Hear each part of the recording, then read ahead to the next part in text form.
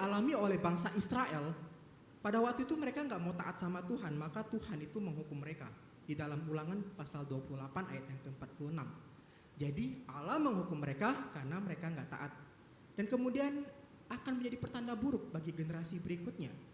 Ketika orang-orang memahami penderitaan pemazmur dengan cara ini, maka ini kemudianlah yang memungkinkan para musuh-musuhnya itu untuk menganggap dan membenarkan perkataan mereka dan perkataan mereka yang meremehkan, seperti yang dicatat dalam ayat yang ke-11, di mana Allah telah meninggalkan dia. Bapak Ibu yang dikasihi Tuhan, walaupun opini publik yang negatif dan ejekan itu semakin meningkat, tetapi kita melihat pemazmur mengetahui kebenaran di mana Allah itu telah menjadi pelindungnya di masa lalu, akan terus menjadi tempat perlindungannya atau benteng yang kapanpun bisa ia datangi. Bagi pemazmur, Allah itu enggak cuman tempat perlindungan atau bahkan benteng yang bisa dijangkau setiap saat. Namun Allah adalah benteng yang kuat melawan serangan setiap lawan yang akan menyerang dia. Sehingga serangan-serangan yang masuk itu tidak akan pernah bisa masuk dan melemahkan keyakinannya. Oleh karena itu Bapak Ibu sekalian, pujian itu bisa mengalir dari mulutnya. Di mana pemazmur mengatakan, mulutku penuh dengan puji-pujian kepadamu yang memberikan keagunganmu sepanjang hari. Bapak Ibu yang dikasihi Tuhan, kita bisa melihat dari keluhan-keluhan pemazmur ini memang menjelaskan problem-problem atau masalah-masalah yang memang sering terjadi di dalam beberapa mazmur ratapan, di mana adanya konspirasi yang diatur dengan baik dan dari serangan verbal atau tuduhan palsu yang ingin mencelakakan pemazmur dan bahkan ingin membunuh pemazmur. Jadi ucapan para musuh tentang pemazmur itu dapat merujuk itu kepada serangan umum mereka, di mana mereka itu melihat bahwa Allah itu udah ninggalin pemazmur nih. Dan di sini mereka juga digambarkan sedang mencoba untuk mengamati kapan waktu yang tepat untuk menekan dan menyerang si pemazmur. Walaupun kita melihat pemazmur mengalami pergumulan, mengalami serangan dari berbagai macam pihak yang ingin menjatuhkannya, namun Bapak Ibu sekalian, pemazmur sekali lagi tetap memiliki pengharapan. Dan tema pengharapan ini kembali diangkat oleh pemazmur yang sebelumnya diperkenalkan di dalam pasal 71 ayat yang kelima. Pengharapan pemazmur saat ini dan masa depannya didasarkan kepada Allah yang telah menopang hidupnya sejak dari dia muda. Meskipun dia mengalami pergumulan, meskipun dia mengalami kesulitan, ia mengungkapkan harapannya kepada Allah yang berdaulat. Dan Bapak Ibu sekalian, kita juga bisa melihat dari puji-pujian yang dinaikkan oleh pemazmur, maka kita melihat bagaimana pujian tersebut itu menceritakan karakter Allah dan perbuatan Allah yang menjadi dasar pengharapannya. Ada dua unsur yang mendominasi ungkapan pujian dan keyakinan ini, yaitu kebenaran Tuhan yang muncul sampai 3 kali Bapak Ibu sekalian, dan perbuatan penyelamatan Tuhan yang muncul sampai 4 kali. Jadi selain itu pemazmur juga meminta kepada Tuhan untuk enggak ninggalin dia di usia tua. Supaya apa? Supaya kesaksian hidupnya tentang perbuatan Allah dapat terus diceritakan atau diteruskan kepada generasi berikutnya. Sehingga pujian ini terus dikumandangkan melampaui masa hidupnya sendiri. Dan pemazmur mengakhiri mazmurnya ini dengan sebuah janji bahwa dia akan memuji Tuhan dengan iringan kecapi. Pujian ini sekali lagi hadir karena kebenaran Allah dan tindakan Allah yang begitu dahsyat dalam kehidupan si pemazmur. Bapak Ibu yang dikasihi Tuhan, dari bagian ini sekali lagi kita bisa melihat bahwa kenangan dan pengalaman pada masa lalu itu kemudian juga membuat pemazmur akhirnya memiliki pengharapan di masa depan. Bahkan di masa di mana dia harus menjalani hidupnya dengan begitu banyak pergumulan. Pemazmur sadar bahwa Allah yang dulu sampai sekarang dan selamanya Allah yang sama yang akan terus memimpin dia dan akan terus menyertai dia. Sehingga pondasi pengharapan dari pemazmur adalah apa yang telah Allah kerjakan dalam kehidupannya. Bapak Ibu yang dikasihi Tuhan, kita ini sebagai manusia itu sering lupa. Sering lupa atas apa yang udah Tuhan kerjain dalam hidup kita. Oleh karena itu Bapak Ibu sekalian, musuh utama dari iman itu adalah kelupaan. Kita tuh sering lupa atas apa sih yang udah Tuhan kerjakan dalam hidup kita. Oleh karena itu Bapak Ibu sekalian, kita tuh perlu belajar seperti pemazmur gitu ya. Bagaimana kita coba mengingat perbuatan Allah dalam kehidupan kita. Kita coba catat apa yang udah Tuhan kerjakan dalam hidup kita. Kita highlight apa yang udah Tuhan kerjakan dalam hidup kita. Gak usah jauh-jauh deh, hari ini aja kita lihat gak Tuhan udah ngerjain apa dalam hidup kita. Pernah gak kita mikir Tuhan udah ngerjain apa dalam hidup kita. Kita ada highlight gak apa yang udah Tuhan kerjakan dalam kehidupan kita. Bapak Ibu sekalian, kalau kita mulai mencatat, kita mengingat apa yang Tuhan kerjakan dalam kehidupan kita, maka itu akan menolong kita, itu juga untuk senantiasa percaya kepada Tuhan. Di dalam setiap pergumulan kita, lalu kita bisa datang kepada Tuhan. Bapak Ibu sekalian, perjalanan kita sebagai orang yang percaya kepada Tuhan itu memang tidak mudah. Di dalam kehidupan ada pergumulan, ada tantangan yang selalu hadir dalam kehidupan kita. Seperti Daud, Bapak Ibu sekalian, dari masa muda sampai dia tua pun, bahkan sampai mungkin dia udah mau menyelesaikan hidupnya di dunia ini pun, begitu banyak orang-orang yang masih gak suka sama dia. Orang-orang berusaha untuk menjatuhkan dia, untuk membunuh dia, Bapak Ibu sekalian. Namun kita ngelihat Bapak Ibu sekalian, bahwa pertolongan Tuhan terhadap Daud itu kemudian memberikan iman dan pengharapan bahwa Tuhan itu akan senantiasa menolong orang-orang yang dekat sama dia. Dan Tuhan itulah yang akan memberikan keadilan bagi orang-orang yang dekat sama dia dan akan menghukum mereka yang jahat. Bapak Ibu sekalian, ya ketika kita ngalamin pergumulan atau kesulitan dalam hidup kita ya, mari kita juga kembali untuk belajar melihat perbuatan Tuhan dalam hidup kita. Kita coba seperti yang tadi udah saya bilang, kita sama-sama mencoba untuk meng-highlight, mencatat apa sih yang udah Tuhan kerjakan dalam kehidupan kita, seperti itu. So kita bisa tahu apa yang Tuhan kerjakan dalam hidup kita, dan kita makin mengenal Tuhan, dan kita bisa bertumbuh dan terus memiliki pengharapan di dalam Tuhan. Bapak Ibu sekalian, manusia itu, kita itu sebagai manusia, seringkali itu mengingat yang harus dilupakan dan melupakan apa yang seharusnya diingat. Kita manusia itu sering mengingat yang harus dilupakan dan melakukan apa yang dan melupakan apa yang seharusnya diingat. Ini kita nih manusia. Iblis Bapak Ibu sekalian bisa bekerja dalam area ini. Sehingga apa? Kita lupa tuh apa yang udah Tuhan kerjakan dalam hidup kita.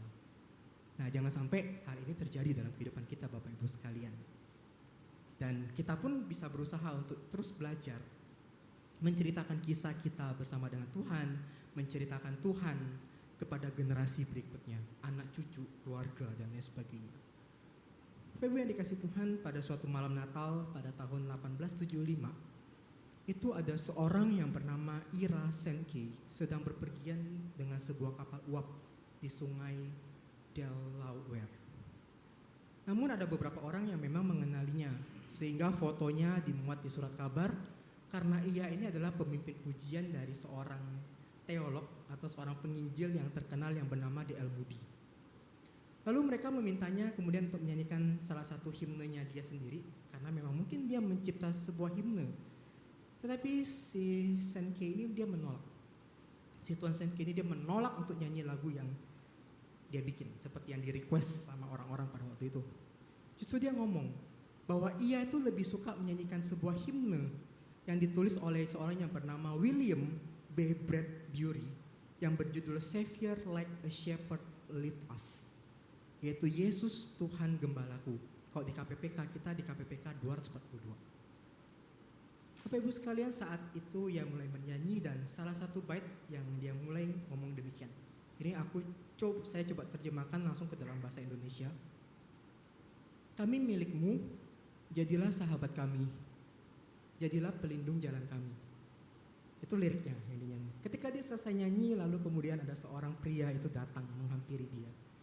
Datang melangkah ke dia dan bertanya kepada dia, Tuan Sankey, apakah Anda itu pernah bertugas di Union Army? Lalu beliau menjawab, iya, pada musim semi tahun 1860.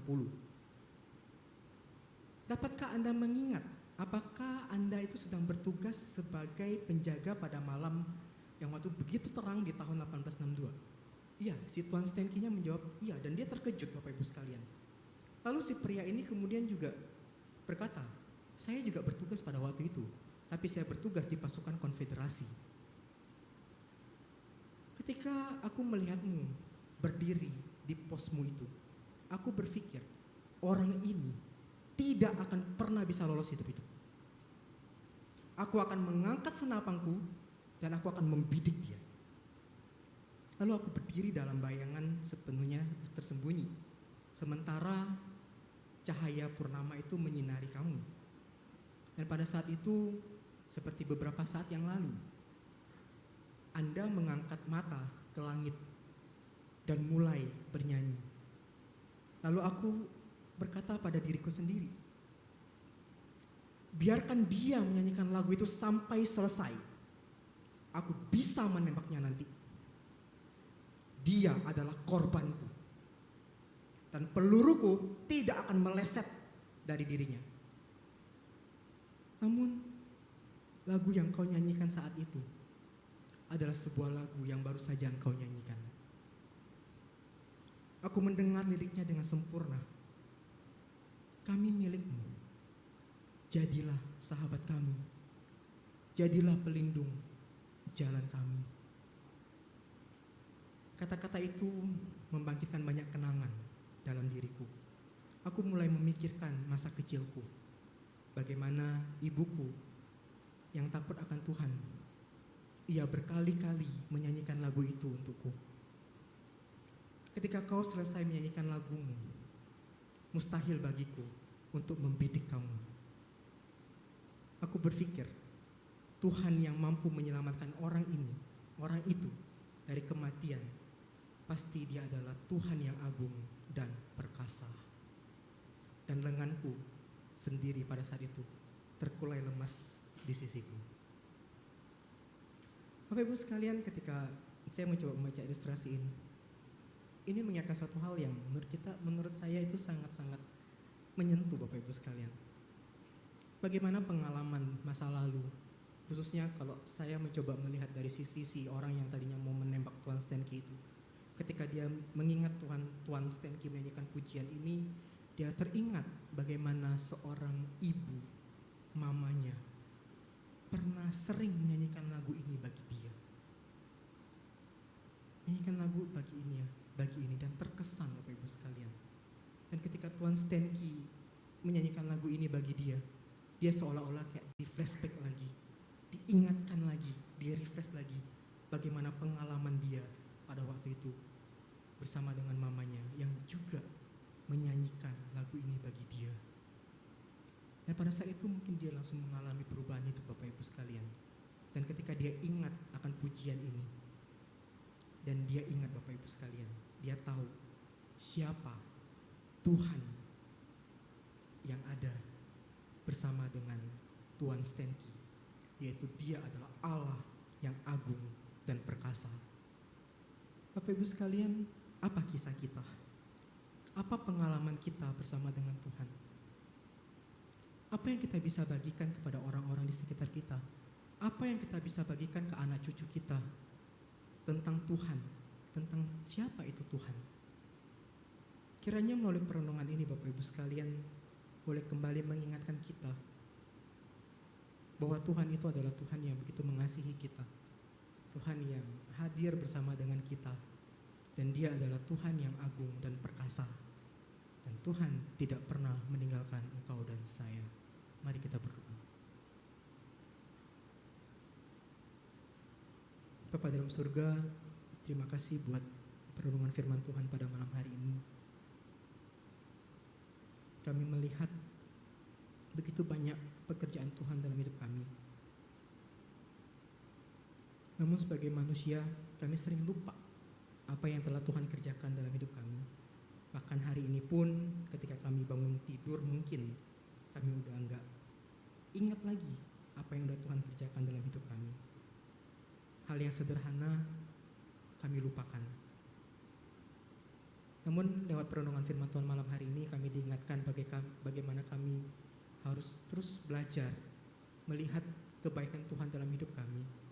Dan semua kebaikan Tuhan, apa yang telah Tuhan lakukan dalam kehidupan kami hari lepas hari, itu pun yang boleh terus menguatkan kami dan juga boleh menolong kami dan memberikan kami pengharapan bahwa kami punya Tuhan, punya Allah yang senantiasa hadir bersama dengan kami apapun musim hidup kami. Terima kasih Tuhan untuk firman Tuhan pada malam hari ini.